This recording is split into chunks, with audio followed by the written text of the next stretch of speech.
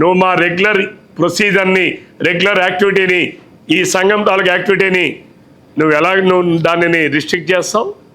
నీకు ఎవడిచ్చాడా అధికారం? నీకు మీరా మమ్మల్ని నియంత్రించేది?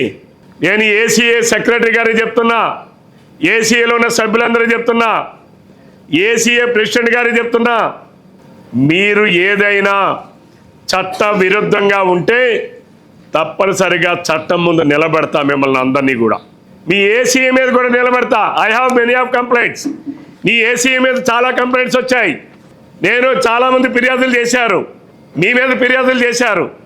దానికి మీ సమాధానం ఏమిటి? పత్రికల్లో వచ్చాయి, వాటికి నీ సమాధానం ఏమిటి? నీ ఫిర్యాదులకి సమాధానం ఏమిటి? అంటే నీకు ఇవన్నీ వర్తించవా?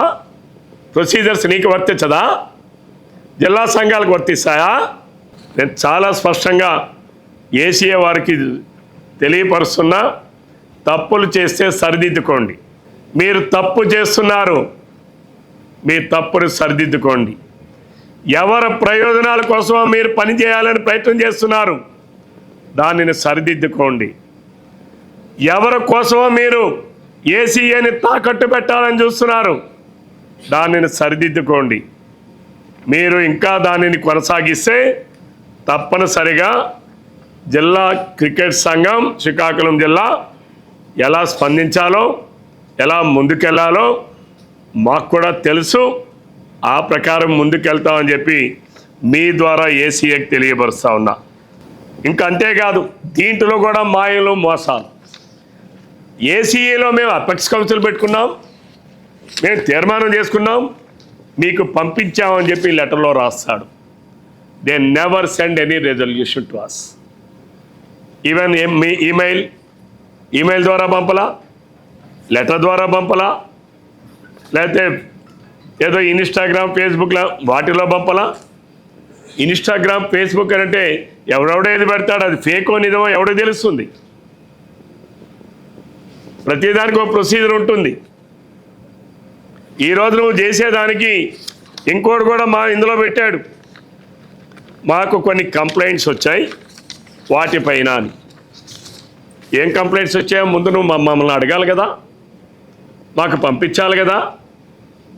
కంప్లైంట్స్ ఏమొచ్చాయనేది మాకు ఈ సంఘానికి తెలియపరచాల్సిన బాధ్యత నీకు లేదా? ఏసీఏకి మీరేమైనా మోనార్క్ అనుకుంటున్నారా? అంటే మాకు చట్టాలు రూల్స్ తెలియవనుకుంటున్నారా?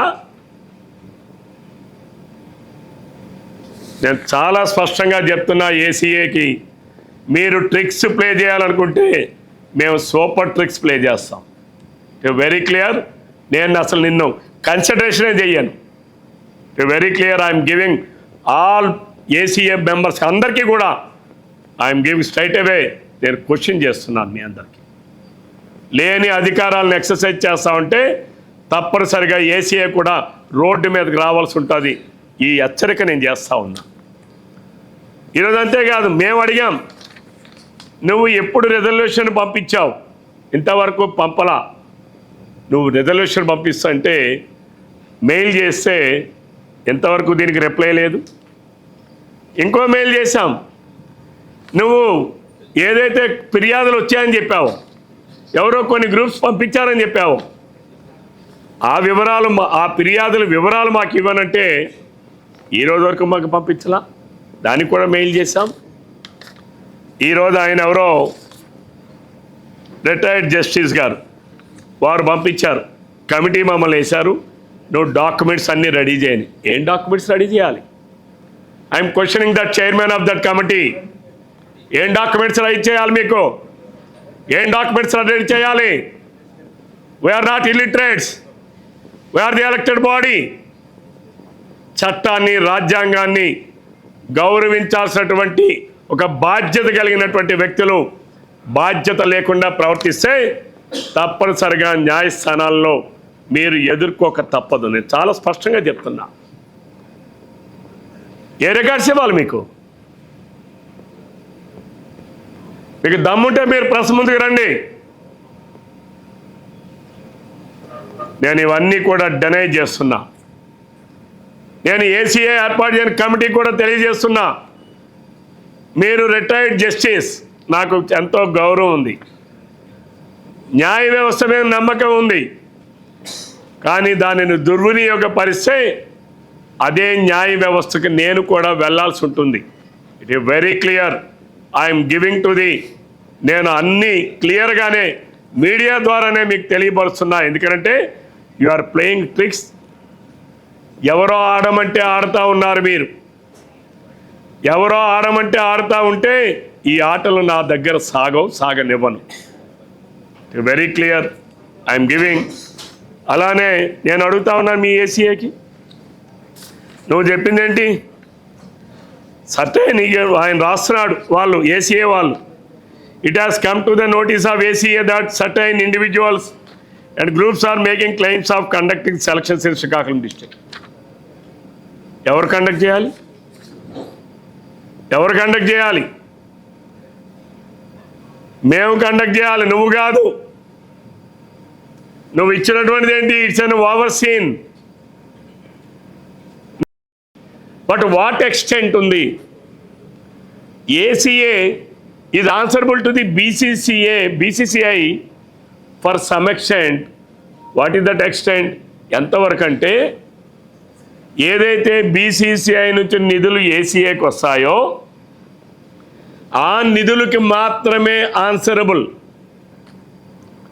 అలాగే ఏసీఏ నుంచి జిల్లా సంఘాలకు ఏదైతే ఏసీఏ క్రికెట్ డెవలప్మెంట్ కోసం టర్ఫ్ వికెట్స్ ఏర్పాటు చేయాలన్నా, లేదు ఒక స్టేడియంని ఏర్పాటు చేయాలన్నా, లేదు ఒక గ్రౌండ్ని ఏర్పాటు చేయాలన్నా, లేదు క్రికెట్ని ప్రమోట్ చేయడానికి ఇచ్చే kits whatever it is, వాటికి మాత్రమే ఈ సంఘం we are responsible to the ACA. But in this case ACA చాలా మితిమీరినటువంటి అధికారాల్ని ఉన్నట్టుగా దుర్వినియోగం చేస్తున్నారు. We are the elected body. మేము 21వ తారీఖు నాడు ఎన్నిక పెట్టుకొని జూన్ 3వ తారీఖుతో ఏదైతే పీరియడ్ అయిపోతుందో ఎగ్జిస్టింగ్ బాడీకి, దానికి నెల రోజుల ముందు ఎన్నికలు పెట్టుకొని బాడీని ఏర్పాటు చేసుకున్నాం. By way of election, by way of selection. Body ఏర్పాటు అయిన తర్వాత ఇక్కడ మళ్ళీ మీకు చెప్తున్నాను, ప్రెసిడెంట్, సెక్రటరీ అనేక పొజిషన్స్ ఉంటాయి, అది దాని బాడీ అంటారు. Honorary president is different. ఈ బాడీ సభ్యులందరూ అనుకొని ఎవరినైనా హానరీ గౌరవ అధ్యక్షులుగా ఎవరినైనా పెట్టచ్చు. ఇక్కడ మీరు అందరూ గమనించాల్సింది, గౌరవ అధ్యక్షులు వేరు, అధ్యక్షులు వేరు, సెక్రటరీ వేరు, జాయింట్ సెక్రటరీ వేరు, ట్రెజరర్ వేరు. These are all body. ఇక్కడ మీరు అర్థం చేసుకోవాల్సింది, ఎవరైతే హానరీ ప్రెసిడెంట్ అని ఉంటారో వాళ్ళెవరు కూడా బై వే ఆఫ్ ఎలక్షన్ ద్వారా రారు. Up to the president level వరకే ఎలక్షన్ ద్వారా వస్తారు. This is an elected body. వాళ్ళు ఈరోజు ఏసీఏ ఎంత దుందుడుకు చర్యలు చేస్తుందంటే, నేను ఏసీఏ కూడా అడుగుతా ఉన్నాను మీ ద్వారా, నీకు ఎవరిచ్చారా అధికారం? నీకు ఎక్కడుందా అధికారం? మా ఎలక్షన్ ప్రాసెస్ను ప్రశ్నించడానికి నువ్వెవరు? What losses? నీ రూల్స్ ఏం చెప్తున్నాయి? Yes, we are answerable to the some extent, that is up to the accounts.